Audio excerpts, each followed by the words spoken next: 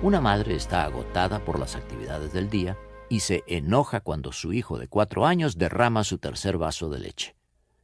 Ella estaría dispuesta, si fuera necesario, a dar la vida por su hijo, y no sería capaz ni siquiera de dañarle un pelo de su cabecita.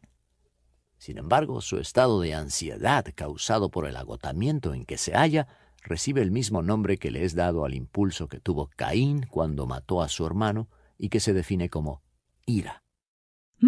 Qué difícil es mantener la calma en un momento como este. Pero hay maneras de saber por qué se origina fácilmente la descarga de la ira. O porque hay personas más airosas que otras. Y si usted desea saber cómo manejarla, quédese a escuchar esta audición.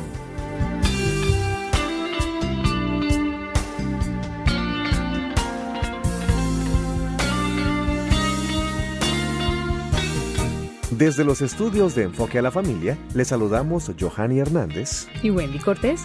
Le damos la cordial bienvenida a nuestro programa, cuyo tema hemos titulado El problema de la ira. El sentimiento de ira es la pasión del alma que causa indignación y enfado, y es catalogado también como el apetito o deseo de venganza, o como causa de violencia contra los demás, e incluso contra uno mismo. Hoy el Dr. Dobson junto a Alejandro Alba se encargará de mostrar cómo este sentimiento puede acarrear serios problemas en nuestra vida, no solo en nuestro entorno, sino también en nuestra salud. Por eso no se pierda esta audición, luego de este interesante mensaje. Entonces, ¿cuándo vemos tu presupuesto? ¿El lunes a las 2? No, tengo una junta de trabajo. ¿Qué tal el martes a las 10? Ay, no puedo el martes, pero sí el miércoles. No. ¿El jueves a las 8? No, tengo un desayuno de negocios hasta las 9. Encontrar ayuda experta a la hora de las finanzas ya no necesita ser un martirio. Si deseas información de cómo mejorar tu presupuesto, llámanos al teléfono 1-800-434-2345. Doctor, la ira es un problema para mucha gente, aún para los creyentes. ¿Por qué nos enojamos y qué podemos hacer para vencer esta poderosa emoción? Permítame darle algunos antecedentes personales en relación con este tema, Alejandro, para que nuestros radioescuchas entiendan lo que voy a decir a continuación. Cuando estudiaba en la universidad, había perfeccionado el arte del combate verbal y era bastante eficiente en ello. Me enorgullecía mi habilidad para meter en cintura a cualquier oponente, especialmente a los que, según yo, habían sido injustos o groseros con mis amigos o conmigo. Sin embargo, después de graduarme y cuando me casé, empecé a darme cuenta que Dios no aprobaba este método para resolver los conflictos humanos. Pasé por muchas pruebas durante esos años, sin embargo, la última se presentó 3 años después. ¿Qué le ocurrió, doctor? Recuerdo que quise darle a mi esposa una sorpresa un domingo de resurrección por la mañana y pensé en regalarle una orquídea. Me comuniqué con la florería y me prometieron que el sábado, después de las 5 de la tarde, tendrían lista una para ella. Toda la semana me la pasé pensando en mi hazaña y sonriendo, al imaginarme la sonrisa de mi esposa cuando recibiera la flor el domingo en la mañana. Para no hacer la historia larga, les diré que cuando el sábado llegué a la florería, la señora, que se encontraba atrás del mostrador, me dijo que no podía cumplir con mi pedido y era preciso que comprara la orquídea para mi esposa en otra parte. ¿Y qué hizo usted, doctor? Recuerdo claramente que, a pesar de las circunstancias, permanecí en calma, aunque era evidente el disgusto que sentía. Simplemente dije, ¿por qué entonces aceptó mi orden si no iban a poder cumplirla? Pero en aquel momento un hombre lívido de ira corrió la cortina del fondo y vino hacia mí. Durante más o menos 2 minutos lanzó sobre mí toda clase de insultos. No recuerdo haber tenido nunca un ataque verbal tan violento como ese. Algunas de sus palabrotas ya las conocía, otras, francamente, eran nuevas para mí. La parte más difícil del encuentro fue cuando tuve que escoger entre lo que mis impulsos me decían y lo que Dios había tratado de enseñarme. Fue como si el Señor me dijera en 2 o 3 segundos, ¿me vas a obedecer o no?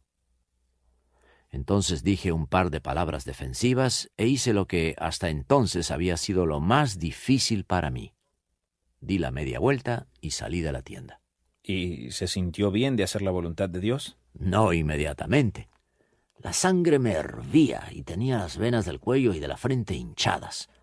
Sin embargo, gradualmente mi condición fisiológica se normalizó y recordé el incidente con cierta satisfacción. El tipo de sentimiento que experimenté en la florería, ya sea que se le llame ira o de cualquier otro modo, es de importancia para todos. No soy el único que ha tenido que aprender a controlar su lengua y las emociones agitadas que suelen moverla. Entonces, doctor, ¿se supone que debemos ser individuos blandos, indiferentes y sin ningún tipo de sentimiento? ¿Significa esto que no es correcto sentir ira? Obviamente, no todo lo que se identifica como ira es una violación a la ley divina, puesto que la Biblia nos dice, airaos, pero no pequéis. Esto me dice que hay una diferencia entre los sentimientos fuertes y la hostilidad feroz que está condenada de manera sistemática en las Escrituras. De ahí que nuestra primera tarea sea ver cuál es la diferencia entre estas dos emociones. Muy bien, ¿por qué no nos habla más del sentimiento que experimentó en la florería? Sin lugar a dudas, estaba enojado cuando salió de la tienda. ¿Estaba Dios disgustado por las emociones que usted sentía? No lo creo, y tampoco me sentí culpable después. Es importante recordar que la ira no es solo una emoción, sino también una reacción bioquímica.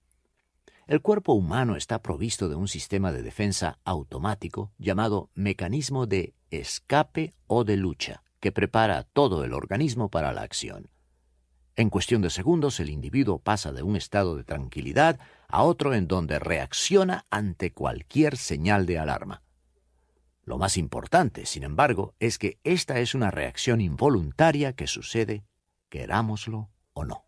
¿Y por qué dice que esto es lo más importante, doctor? Porque una vez que las hormonas de escape o de lucha son liberadas, es imposible pasar por alto los sentimientos intensos que provocan. Sería como negar un dolor de muelas u otro problema físico agudo. Y en vista de que Dios creó este sistema para protegernos del peligro, no creo que Él condene su funcionamiento apropiado. Entonces, doctor, ¿cuándo es que estamos en problemas? Cuando reaccionamos al sentimiento de ira y cuando revivimos el suceso perturbador una y otra vez y rechinamos los dientes con hostilidad, buscando la oportunidad para vengarnos. O cuando estallamos de manera violenta. Entonces es lógico que cruzamos la línea y entramos al área de lo pecaminoso.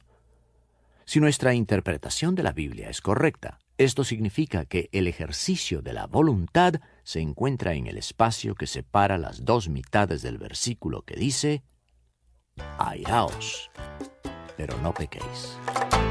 Creo que este tema nos servirá para manejar mejor los momentos de presión. Así que no se despegue de su radio para escuchar su continuación. Ahora, si le interesa saber más de la ira y de cómo ser sabio delante de ella, le recomendamos que pregunte por el libro Señor, quiero sentirme restaurada, escrito por Stormy O'Marchant y publicado por la editorial Caribe.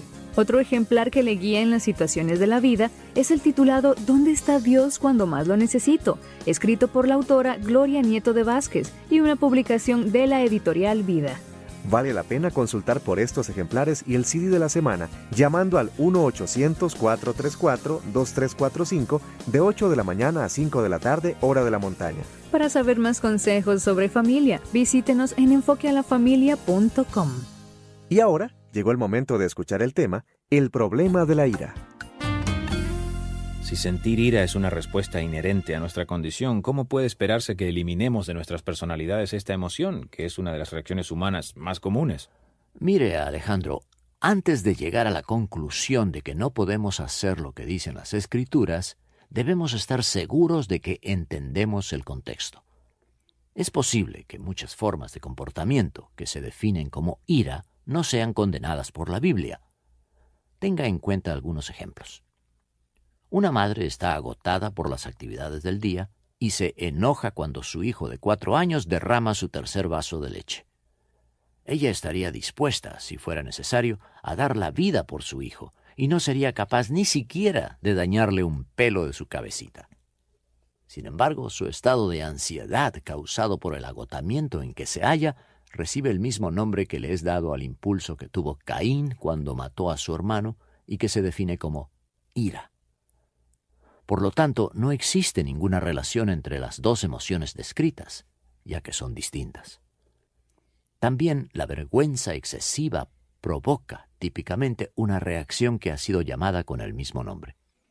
La frustración extrema también genera una respuesta emocional a la que llamamos ira. Vi esta reacción en un jugador de básquetbol que había jugado muy mal.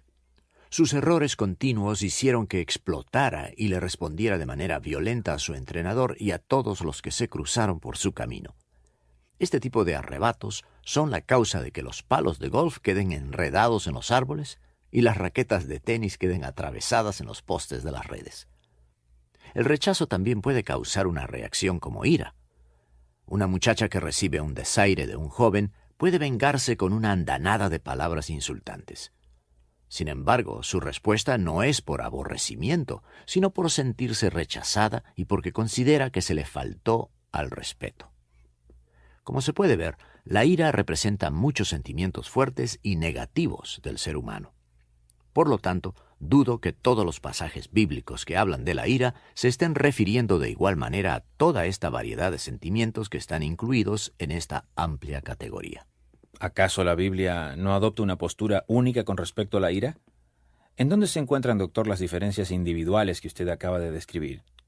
Usted recuerda que en Romanos capítulo 12, versículo 18, dice: «Si es posible, en cuanto dependa de vosotros, estad en paz con todos los hombres». Es decir, se espera que todos ejerzamos dominio propio y moderación, pero algunos lograrán hacerlo mejor que otros, debido a la naturaleza de su temperamento.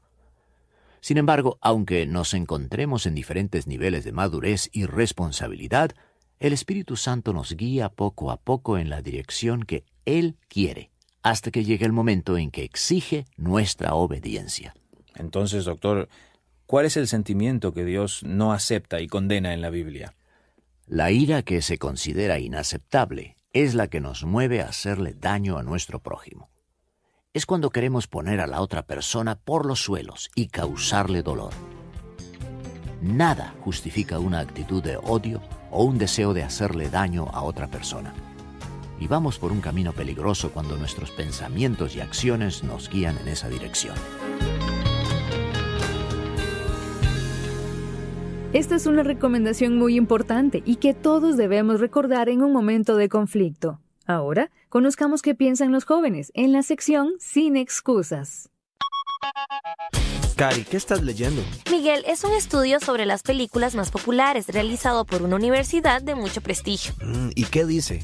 Fíjate que el estudio concluye que el 85% de la actividad sexual representada en estas películas ocurre entre personas que no están casadas. Me parece que son muy pocos los medios de comunicación que presentan de manera positiva a los adolescentes que practican la abstinencia sexual. Sí, es cierto. La televisión, las revistas y el cine utilizan el sexo para conseguir ventas elevadas. Además, la actividad sexual fuera del matrimonio se presenta como la norma o moda. Por eso es que debemos evaluar si los mensajes que provienen de los medios de comunicación nos convienen o no. Cari, debemos poner límite al tiempo que pasamos frente a medios como el televisor y la internet para así disfrutar de sus beneficios de manera más equilibrada, sin excusas. Sin excusas. Sin excusas. La verdad sobre la vida, el amor y el sexo. Es una producción de Enfoque a la Familia.